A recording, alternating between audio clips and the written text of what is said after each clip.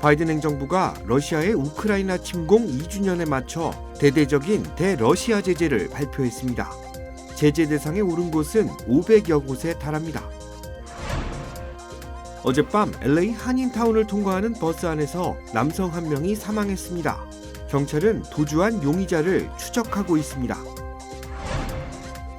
타임스퀘어 인근에서 2시간 간격으로 2건의 집단 난투극이 벌어졌습니다. 뉴욕시 경찰은 미립국 망명 신청자와 관련된 범죄로 보고 수사를 확대하고 있습니다. 항공우주국이 화성 이주 연구 프로젝트에 참여할 이색 지원자를 선발하고 있습니다. 어떤 일을 담당하게 되는지 살펴봤습니다.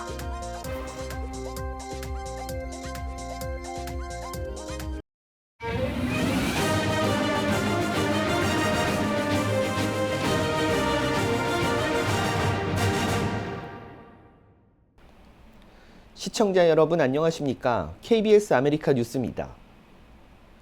바이든 행정부가 대대적인 대러시아 제재를 발표했습니다. 제재 대상이 무려 500여 곳입니다. 이정민 기자가 보도합니다. 미국 정부가 발표한 대러시아 제재 조치엔 500여 개인과 기업이 한꺼번에 대상에 올랐습니다. 러시아의 돈줄인 에너지 기업과 무기를 조달해온 군산복합체를 집중 겨냥했습니다. 제재를 회피할 금융 인프라를 차단하기 위해 러시아 결제 시스템 미르 운영자와 금융기업들을 대거 제재 대상에 올렸고 러시아가 북한과 이란에서 무기를 조달하는 데 관여한 기업들도 제재하기로 했습니다. 러시아 반정부 운동가 나발니의 사망과 관련된 걸로 추정되는 인물들도 제재 대상에 포함했습니다. We in the United States are going to continue to ensure that Putin pays the price for his aggression abroad and repression at home. 미국 상무부도 기업 93곳을 수출 통제 대상에 추가했습니다. 미국산 공작기계, 전자시험 장비를 러시아 쪽에 팔기 위해 허가 없이 구매했다는 이유로 한국 기업 대성국제무역도 제재 대상으로 지정됐습니다.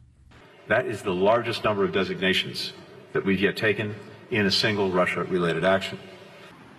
유럽연합도 개인 106명과 기관 88곳 등 194건의 신규 제재 조치를 발표했습니다. 러시아에 대한 무기 판매와 관련됐다는 이유로 강순남 북한 국방상과 북한 미사일 총국도 제재 대상에 올랐습니다. 이에 대해 러시아는 유럽의 개인, 기관의 러시아 입국 금지를 대폭 확대하겠다. 미국의 제재 조치도 내정 간섭에 해당한다며 반발했습니다. 쏟아지는 제재의 효과에 대해선 엇갈린 전망이 나옵니다. 지난 2년간 미국이 지정한 대러 제재 대상만 4,000건이나 되지만 러시아가 회피한 경우가 많았기 때문입니다. 워싱턴에서 KBS 뉴스 이정민입니다. 어젯밤 LA 한인타운을 통과하는 버스 안에서 남성 한 명이 숨지는 사건이 발생했습니다. LA 한인타운 중심가에 위치한 웨스턴 애비뉴와 올림픽 블루버드 교차로 인근 버스 정류장입니다. 경찰은 이 장소에서 어젯밤 10시 49분쯤 사건이 발생했다는 신고를 받고 출동했습니다. 현장에 도착한 경찰은 정차된 버스 안에서 63살의 숨진 남성 한 명을 발견했다고 밝혔습니다. 경찰은 목격자 증언과 수사를 통해 버스 안에서 두 남성 간의 다툼이 벌어졌고 이때 한 남성이 다른 남성에게 페퍼 스프레이를 쐈다고 설명했습니다. 이후 페퍼 스프레이를 맞은 남성이 쓰러진 후 숨졌다고 밝혔습니다. 페퍼 스프레이를 뿌린 남성은 즉시 현장을 도주해 경찰은 신원 확보에 주력하고 있습니다. 경찰은 도주한 남성이 30대로 추정되는 흑인으로 당시 검은색 옷과 무지개색 구두 등을 착용하고 있었다며 주민들의 제보를 당부했습니다. 뉴욕 타임스퀘어 인근에서 집단 난투극이 벌어졌습니다.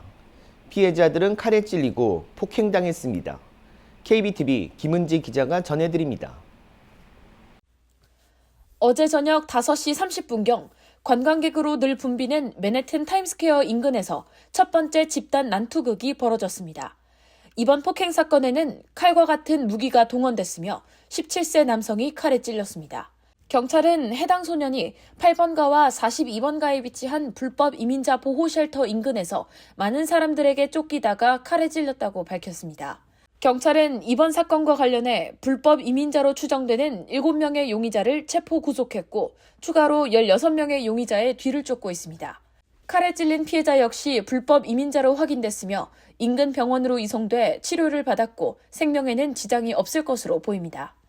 이로부터 2시간 뒤인 저녁 7시 30분경에는 28세 남성이 한 남성 무리에 의해 폭행을 당하는 사건이 발생했습니다. 경찰은 28세 현지 남성이 43번가와 브로드웨이에 있는 하드록 카페 밖에서 다른 집단으로부터 머리와 얼굴을 주먹으로 치이고 발로 차였다고 밝혔습니다. 이 사건으로 3명이 구금됐고 추가로 2명의 용의자를 뒤쫓고 있습니다. 뉴욕시경은 어제 저녁 발생한 2건의 난투극이 서로 연관이 없는 별개의 사건으로 보고 있으며 체포된 용의자들을 상대로 수사를 이어가고 있습니다. 한편 이번 사건은 지난 1월 말 타임스퀘어의 한 불법 이민자 보호소 인근에서 10여 명의 불법 이민자들이 뉴욕시 경관 2명을 집단 폭행하는 사건이 일어난 지 한 달도 채 되지 않아 발생했습니다. 특히 첫 번째 난투극이 벌어졌던 장소는 뉴욕시경 집단 폭행 사건이 발생한 곳과 매우 가깝습니다. 하루 저녁에 2건의 집단 폭행 사건이 발생하면서 세계의 수도라고 자부하며 관광객 유치에 힘쓰는 뉴욕시는 망명 신청자들로 인해 무법지대, 치안 약화라는 안 좋은 이미지로 각인되고 있습니다. KBTV 뉴스 김은지입니다. 지난해 LA에서 숨진 노숙자가 2,000명이 넘는 것으로 나타났습니다. LA 카운티 부검 데이터에 따르면 지난해 LA에서 사망한 노숙자는 2,033명으로 2014년 519명과 비교해 4배 가까이 급증했습니다. 이는 지난해 LA 지역 노숙자가 하루 평균 6명씩 숨지는 셈입니다.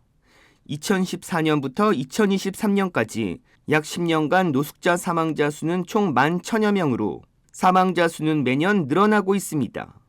문제는 폭력 사건에 연루됐거나 불분명한 사망으로 부검을 진행한 경우에 집계된 것으로 실제 노숙자 사망자 수는 이보다 더 많을 것이라는 관측입니다. 2023년 노숙자 부검 보고서에는 노숙자들의 주된 사망 원인으로 치명적인 합성 마약인 펜타닐의 확산과 질병 치료의 어려움, 주택 부족과 높은 폭력 사건 비율 등을 꼽았습니다. 특히 최근 수년 사이 펜타닐 오남용으로 인한 노숙자 사망이 급증한 것으로 나타났습니다. 2018년 단 30여 건이었던 펜타닐 사망은 2020년 255건으로 급증했고 지난해에는 노숙자 최소 575명이 펜타닐 오남용으로 사망한 것으로 집계됐습니다. 약물로 인한 사망의 경우 사인을 밝히는 데 수개월이 걸려 지난해 펜타닐 사망자 수는 이보다 더 많을 것으로 보고 있습니다. 민간 우주선의 달 착륙 성공으로 우주산업 개발에 대한 열기가 점차 뜨거워지고 있습니다. 이런 가운데 항공우주국은 화성 이주 연구 프로젝트에 참여할 이색 지원자를 선발하고 있어 화제입니다. 보도에 이우수 기자입니다. 우주기지에서 감자 농사를 짓는 주인공. 버려진 통신 위성을 활용해 지구와의 교신에도 성공합니다. 불의의 사고로 홀로 화성에 남겨졌지만 식물학자이자 기계공학자인 자신의 특기를 살려 결국 지구 귀환에 성공한 주인공 마크 위트니의 이야기를 담은 영화 마션은 지난 2015년 개봉해 큰 인기를 끌었습니다. 항공우주국은 마크 위트니의 도전 정신을 실현할 주인공을 선발하고 있다고 발표했습니다. 언제든 현실화될지 모를 화성 이주 시나리오를 대비해 화성과 똑같은 환경에서 모의 거주를 해볼 수 있는 지원자를 뽑는 겁니다. 항공우주국은 극한의 우주 환경과 똑같은 모의 실험장을 3D 프린터로 제작했습니다. 이 시험장은 듄 알파라고 불리는데 항공우주국 소속 휴스턴 존슨 우주센터 내에 건립됐습니다. 실험장 안에는 우주인들의 숙소와 주방, 화장실, 의료시설, 여가시설이 자리하고 있고 식물을 재배할 수 있는 공간이 설치되어 있습니다. 실험에 참가하는 모의 우주인은 이 시설에서 1년 동안 머물러야 합니다.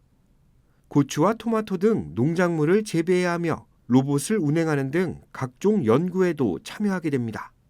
실험 대상자에 오르기 위해서는 30살부터 55살 사이 신체 건강한 비흡연자여야 하며 영어가 능통한 미국 국적 보유자여야 합니다.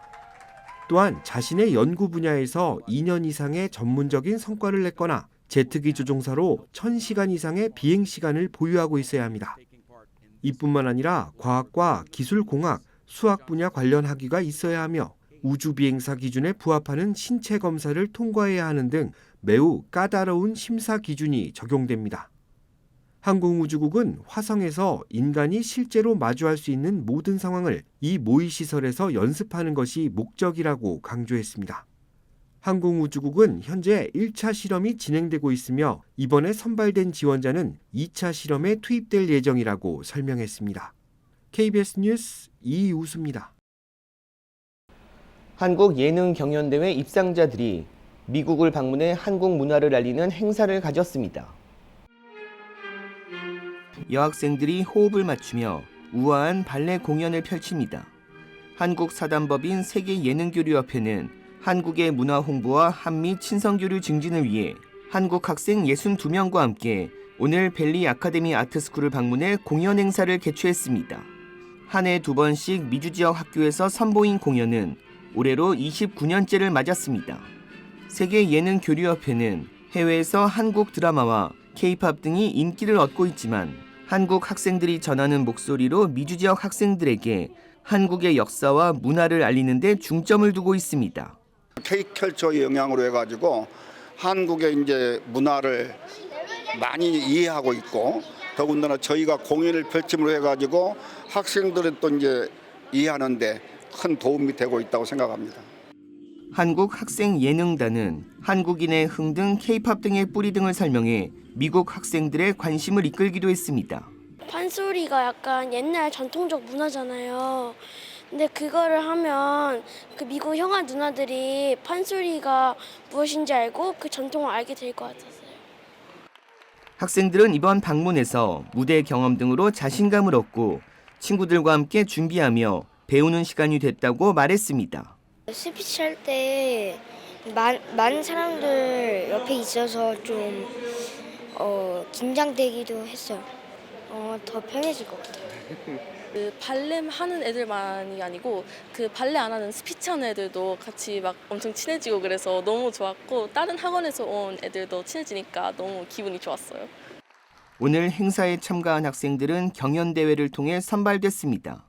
세계예능교류협회는 한국 학생들 중 여러 차례 참여하는 단원들도 있다며 미국 학생들과의 아름다운 교류를 이어가고 나아가 한국 문화를 소개하는 행사를 꾸준히 이어가겠다고 밝혔습니다.